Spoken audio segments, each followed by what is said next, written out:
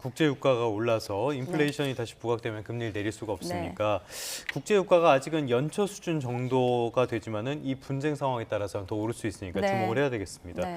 자, 지금 아까도 금융시장 말씀을 해주셨는데요. 금융시장을 보면은 사실 코스피가 허니문 랠리도 있고요.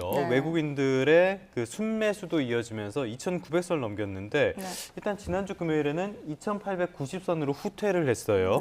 3,000선 돌파. 조금 어려워졌다고 봐야 되는 겁니까? 이게 이제 결국은 이란 이스라엘 충돌이 격화가 되면서 글로벌 금리가 굉장히 불확실한 상황이 됐고요. 그다음에 환율 불안이 또 있지 않습니까? 그러니까 이게 이제 리스크 요인으로 급격히 이제 부각이 되면서 외국인 매수세가 둔화되고 있습니다. 아까 말씀드린 것처럼 이렇게 그 리스크가 커지면서 나타나는 현상 중에 하나가 안전자산 그 수요 심리가 굉장히 커지거든요. 그렇게 되면 주식시장에서 외국인들이 이제 위험 자산이라고 하는 부분들은 팔고 나가는 부분들이 있기 때문에 요 그 외국인 매수세가 당연히 둔화될 가능성이 굉장히 크고요. 그래서 결국은 이렇게 되면은 뭐 3,000선 돌파는 FOMC 이후에 미국이 금리를 어떻게 할 것인가와 그럼 향후 중동의 그 전쟁 정세가 어떻게 바뀔 것인지에 따라서 위기 완화가 될 것인지 여부에 따라서 아마 결정이 될 것으로 보입니다.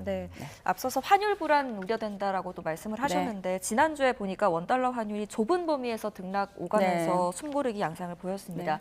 만약에 앞으로 이 중동의 지정학적인 불안감이 점점 더 확대가 된다면 어떤 전망 하시겠습니까? 첫 번째 외국인 자금이 유출이 되고요. 그다음에 두 번째가 경상수지 적자 가능성이 큽니다. 왜냐하면 이제 수입 물가나 이런 것들이 굉장히 오를 가능성이 크고 하기 때문에 그리고 결국은 미국이 금리를 그대로 물가 때문에 유지를 한다고 하면은 결국은 달러 강세가 유지가 될 수밖에 없거든요. 근데 이렇게 되면은 결국 그 원달러 환율이 강세로 갈 수밖에 없는 구조다 보니까 1,400원을 돌파하는 것도 조금 시간이 지나면서 지켜봐야 되는 상황이다라고 우리가 생각을 할 수가 있고요.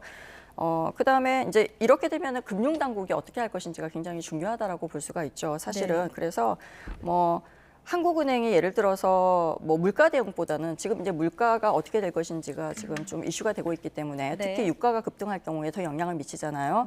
이때 경기 부양이나 외환 안정에다가 좀 한국은행이 그 좀 중점을 둔다 이렇게 되면은 원화 약세가 단기간에 좀 제어하기가 어려울 가능성이 크다라고 볼 수가 있겠습니다.